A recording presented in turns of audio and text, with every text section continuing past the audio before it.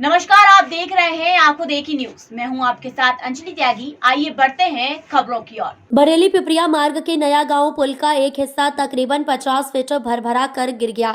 बीते 8 दिन से इस ब्रिज के नीचे काम चल रहा था।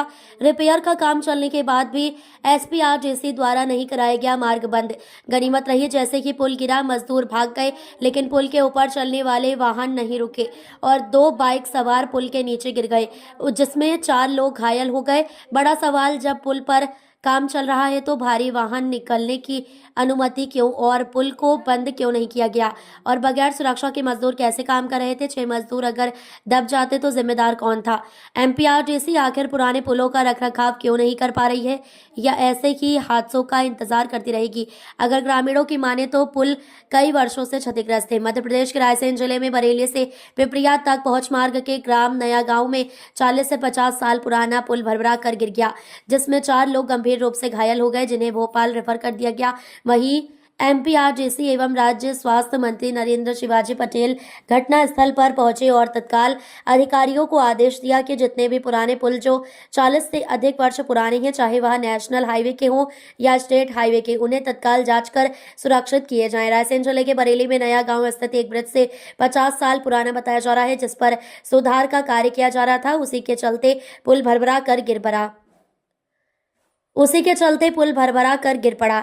भरभरा कर गिरे पुल में 4 लोग गंभीर रूप से घायल हो गए, जिन्हें प्राथमिक उपचार के बाद भोपाल रेफर किया गया। वहीं एमपीआरडीसी के अधिकारी, इंजीनियर और राज्य स्वास्थ्य मंत्री नरेंद्र शिवाजी पटेल पहुंचे, जहां उन्होंने विभाग को आदेश दिया कि स्टेट हाईवे और नेशनल हाईवे पर जितने भी पुराने पुल हैं, तत्काल जांच कर कार्रवाई की जाए।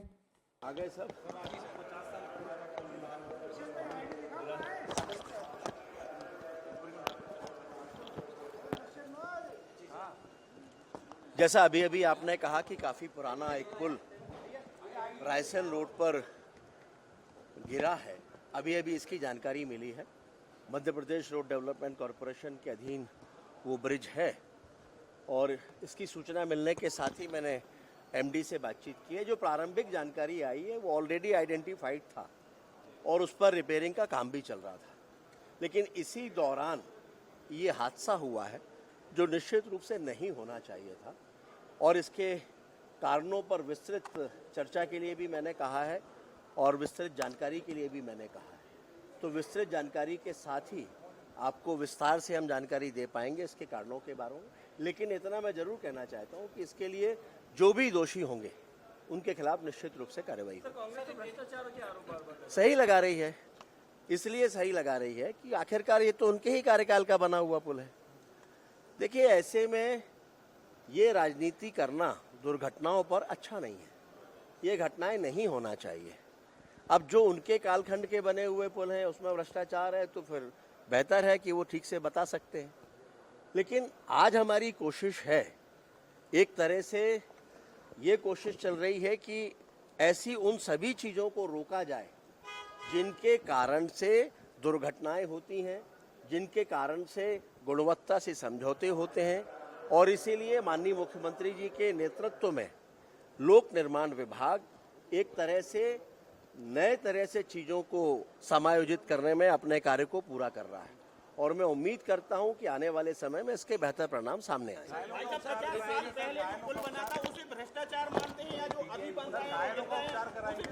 देखिए, अभी जो लोग हैं उनको, जो घायल हुए थे, उनको एम्स में शिफ्ट किया गया है और उनके इलाज की पूरी व्यवस्था भी की जा रही है। 4 लोगों की जानकारी है, 2 मोटरसाइकिलें शायद गिरी थीं, उसमें 4 लोग सवार थे। उन सभी को एम्स में एडमिट करके और उनके इलाज की व्यवस्था भी की जा रही है। मैंने कहा कि इसीलिए इन सारे कारणों पर जानकारी लेकर, देखिए, आवागमन रोकना भी बहुत आसान नहीं है। आजकल इतना हैवी ट्रैफिक होता है और उसके बाद अगर आवागमन पूरे तरीके से रोक दिया जाए तो वो भी एक कारण असंतोष का बनता है। लेकिन फिर भी अगर आवागमन रोकना आवश्यक था तो वो रोका क्यों नहीं गया, ये तकनीकी रिपोर्ट के साथ ही स्पष्ट होगा। और मैंने कहा, इसकी जानकारी लेकर जो भी दोषी हैं उनमें से किसी को भी बख्शा नहीं जाएगा। फिलहाल खबरों में बस इतना ही। देश दुनिया की तमाम खबरों को जानने के लिए बने रहिए आंखों देखी न्यूज के साथ। नमस्कार।